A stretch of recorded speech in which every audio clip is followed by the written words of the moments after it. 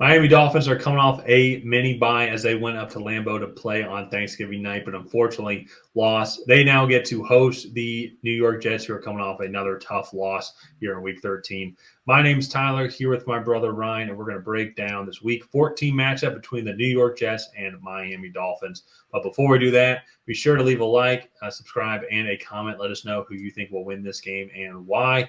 We're trying to get to 6,000 subscribers by the end of the year, so any help is greatly appreciated.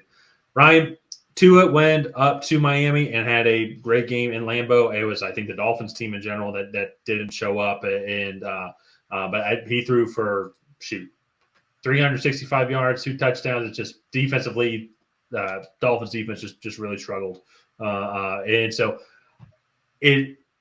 this Dolphins team, I think, has an outside shot to potentially make the playoffs. They need the Broncos to fall off a little bit. But to keep their hopes alive, they're going to have to go in and dominate a Jets team right here in Week 14, who I'm pretty sure they're going to see each other again in Week 18 to end the season, but it's going to be up in New York. But they're going to need to dominate this one, keep building that confidence, keep getting that momentum as well, to hope that the chips keep kind of coming their way.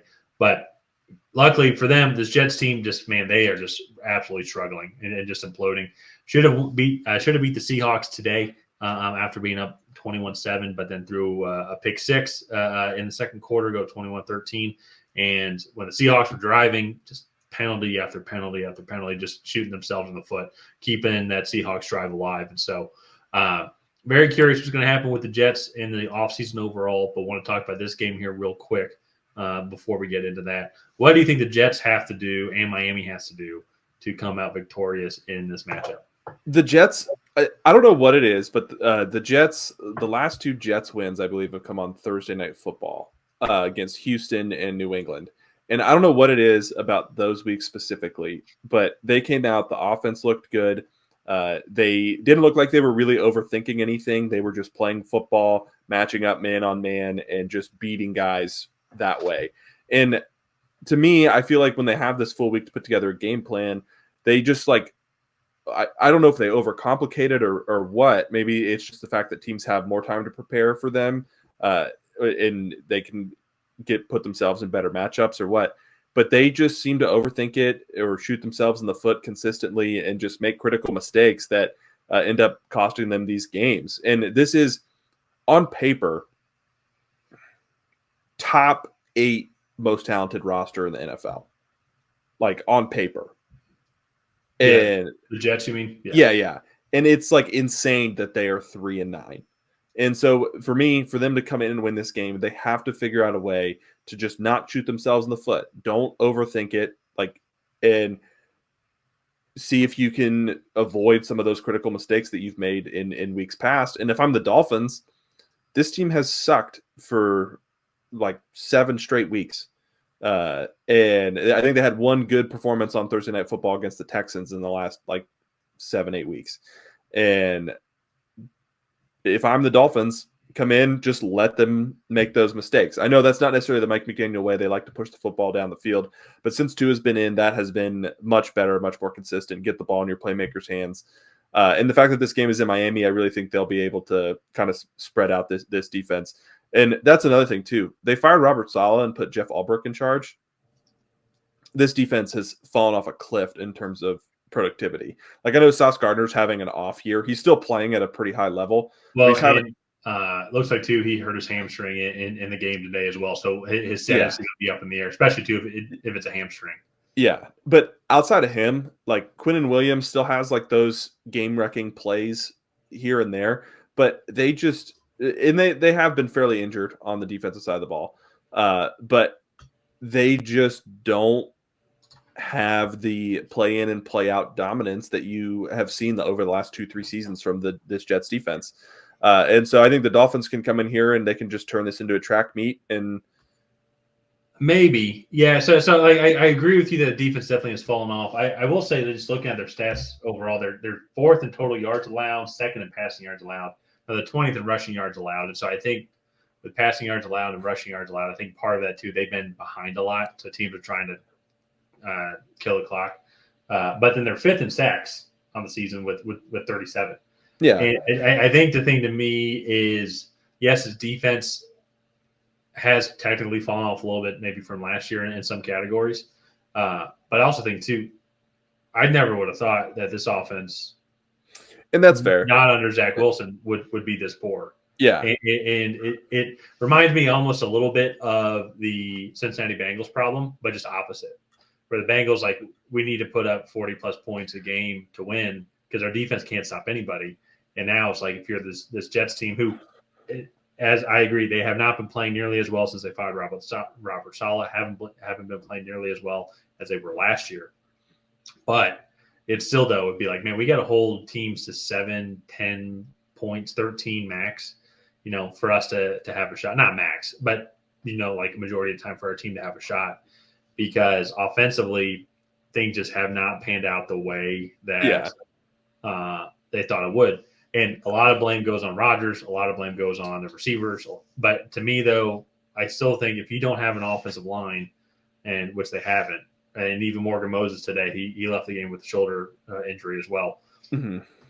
It's just hard for anybody to be successful in this. Yeah. You know, so. And I will say, so like this defense looked decent. This defense looked really good the first 4 to 5 weeks of the season.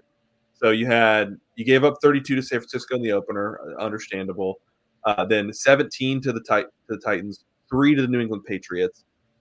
You gave up 10 to Denver, and you gave up 23 in a hard-fought game against Minnesota. Since then, they haven't in a Sunday game. They gave up 13 to Houston on that Thursday night game. In a Sunday game, they haven't given up less than 23 points. Yeah. No. Like, I agree. Like and so I would need to go and look and see like if there were any like defensive touchdowns in those. But like today, for example, they had a pick six in Seattle. So, but even too in today's NFL, I'd be curious to see what the average scoring is. But what's their average amount of points that they've allowed so far in the season? Where are they ranking that? I don't know. I'm just looking at ESPN right now.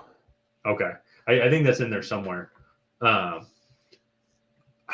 I still feel that their defense has room for improvement, yes, but it isn't the main reason, obviously, that the team is so bad. To me, there's obviously a huge morale issue that's going on right now. They can't block anybody. People are struggling to catch the ball. Aaron Rodgers is obviously not what he once was. And so it's going to be very fascinating to see what happens in the offseason overall. I feel like a full regime change that's already happening because they fired the GM. It's going to be stripped to the studs. Like I don't think Rodgers comes back. That Devontae Adams probably gets released. I don't think like they trade Quinnen Williams or like Sauce Gardner like that level, but those are young guys that aren't even. Well, I think Quinnen Williams might be on a second contract, but like that are either just starting or about to get on their second contract. Yeah, well, but there's a lot of key guys here on that are on the free agency as of right now, like Javon Kinlaw, DJ Reed, Connor McGovern, Morgan Moses is one of the guys. Jamie Sherwood, Tyron Smith as well, but he's also been hurt. So there's some key guys who I'm curious to your point is like, do we just let all these guys walk? Yeah. And start to build around some of the younger guys. And so that's just going to be fascinating. What's their cap space look like? The cap space, $34.5 million. As of Halloween. Halloween when I found that data. So it's been a month. So we'll have to kind of wait and see. Yeah. When it comes to this game specifically, as I've mentioned as well as like how bad the Jets offensive line has been, Calais Campbell and this defensive line for Miami are studs. They got bested a little bit up in Green Bay, but that was a road matchup where it's 28 degrees, and even the players since then have come out and said like that we were soft and the players were soft in that cold weather.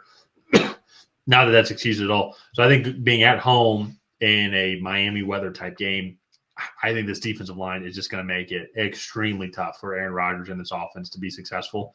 And two, when this offense has been playing a lot better, getting close to firing on all cylinders if they're not already. And I just think it's going to be too much. I really don't think this game's actually going to be that close. It might be something similar to your Miami-New England game when New England went down to Miami. Yeah. So I'm going with Miami in this one. Yeah, I'm going with Miami too. I think this game does get a little out of hand. I don't want to be like all doomsday for the Jets. I still think there's a lot of talent on this defense. I like Breece Hall. I like Braylon Allen. I like the Olu Fashanu pick.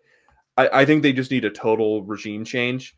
I also give a lot of blame for Aaron Rodgers coming in. One, he hasn't held up his end of the bargain. He has not played nearly up to snuff. But we're kind of seeing like the diva-ness rear its ugly head here a little bit in New York, where it was like he complained, so he got what he wanted, and it's just still a dumpster fire. And it's like they had to spend assets and resources to go and get these guys. And that to me, whether it's the trade, like trading draft picks, or then like actually spending the money to go and get these guys, I think that's also not helping the Jets in this situation as well. And so I think this is Rodgers' last season in the NFL. I think he's done after this year. No, and I think you're right, because I thought about that more since we spoke about it last weekend. You're right, like these was all systems go, all our chips are in the middle, going for this year, and your record's going to be probably 3-14. Like if I look at their schedule, like they're probably not going to win this game. They should beat the Jags, but I mean, you never know. But they'll probably lose to the Rams, definitely lose to Buffalo, and then they host Miami in Week 18. So maybe we'll have to see.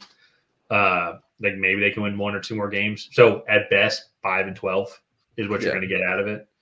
And Rodgers is playing a full season. So and I don't think they have the luxury, or Rodgers has the luxury to be like, well, it's my first full season coming back from an Achilles tear.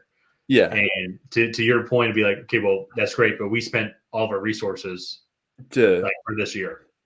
Yeah. And so they basically went all in with a 2-7 offsuit. Like, and it's backfiring. So it's not looking good for the Jets. It's looking good for Miami in this matchup, though. We are both picking them to win. Let's go ahead. We'll wrap this one up here. If you guys have not already, please go ahead and like and subscribe.